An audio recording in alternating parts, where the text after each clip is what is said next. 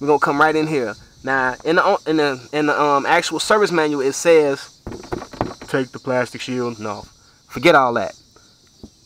You just want to peek this sucker back, and once you kind of tilt that alternator down, you're gonna have the positive cable sitting right there, facing dead at you.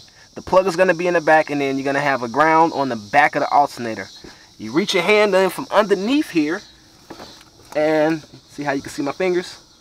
You'll be able to access the rear ground bolt, and you'll be able to access that the power bolt, the power wire, the bolt for the power wire. I warn you, just make sure you have your patience turned on, cranked all the way up to high, because you're gonna have to be patient doing this, because you know you got you know what I'm saying. So once you get the 2 bolts out, forget the plug. You're gonna come back up to the top again. You're gonna have 3 bolts on the tensioner. The tensioner sits just like that. You got them 3 bolts, bottom, boom, and boom. I used a 6-point deep for the 2 top, a 6-point deep with a 3-inch extension for the bottom. Loosen it all up. I left the top bolt for last, so that way when I loosen it up, I can take it out as one and it just don't fall down on me. You know, just easier way to working. Work smarter, not harder, y'all. Once you get that tensioner out, sits right there. This power steering reservoir, as you can see, you see how it connects, right? Just that simple. Off and off to the side. Tensioner, off to the side. All you're gonna do is tuck this wire. You're gonna tuck this hose right here, and then you're gonna tuck your power steering hose. That hose is coolant. All right. Slides up. You're just gonna have to finagle it a little bit. It's not really much. You're not gonna curse and yell like crazy.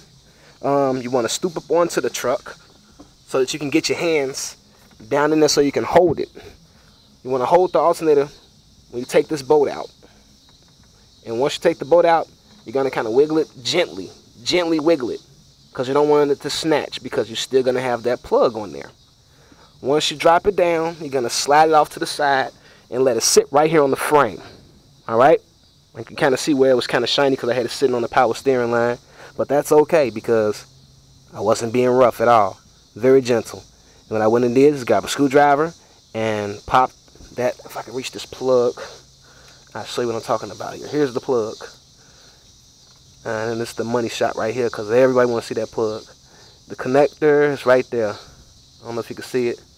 Get a good glimpse of it for you there. There you go. The plug. You're going to push down on it right here with a screwdriver. Pop it right out. Or your finger, whatever. Just make sure you don't break the plug. You'd be crazy if you break the plug, because then you got to replace the plug.